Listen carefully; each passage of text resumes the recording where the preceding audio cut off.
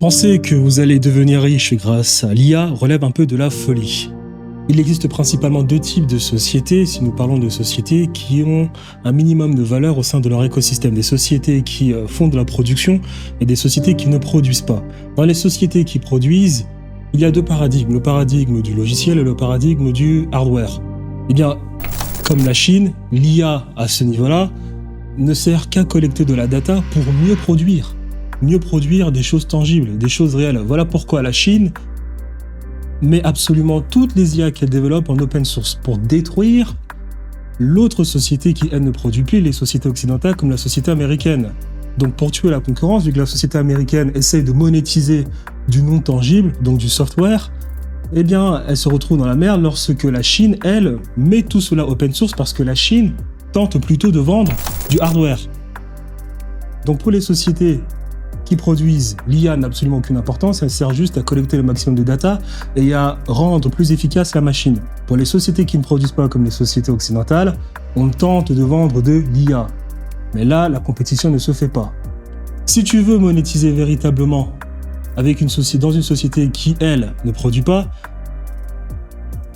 réellement, tu n'as que trois moyens de le faire. Et soit tu génères de l'attention, et pour bien générer de l'attention, tu utilises l'IA, parce que vu que l'IA est là, bien, tout ce qui est connaissance, information, ça ne sert plus à rien, vu que l'IA le fait déjà à ta place. Soit tu garantis des résultats à des clients instantanément et tu utilises l'IA pour garantir ces résultats. Ou bien tu as déjà quelque chose qui fonctionne et bien l'IA va te servir à scaler tout simplement sur quelque chose qui fonctionne déjà.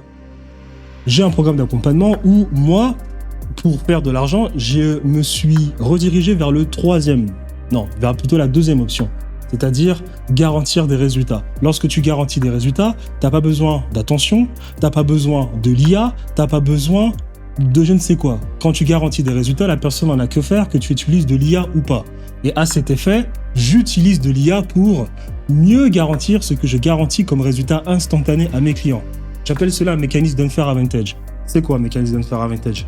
Garantir des résultats de la manière la plus instantanée à des clients. Comment est-ce que tu le fais? Tu le fais en essayant déjà de faire un travail au préalable vis-à-vis des potentiels clients de tes potentiels clients.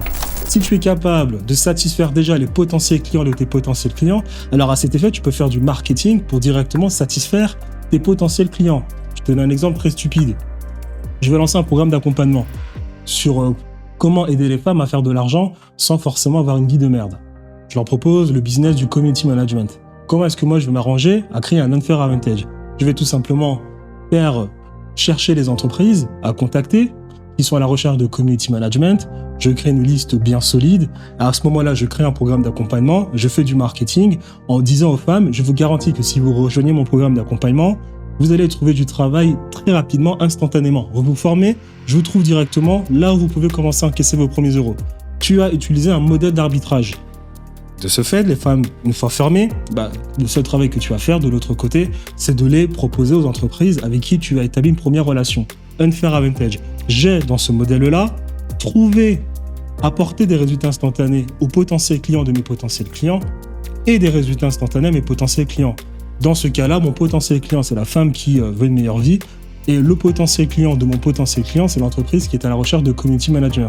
Quand tu as ce modèle d'unfair advantage dans une offre que tu proposes, tu ne dépends pas de l'IA, tu ne dépends pas de l'opportunité, de la bonne opportunité, du bon personal branding, de l'audience, de la viralité, parce que tu proposes ce que les gens veulent. Les gens veulent des choses, tu leur donnes cela sur un plateau d'argent instantanément.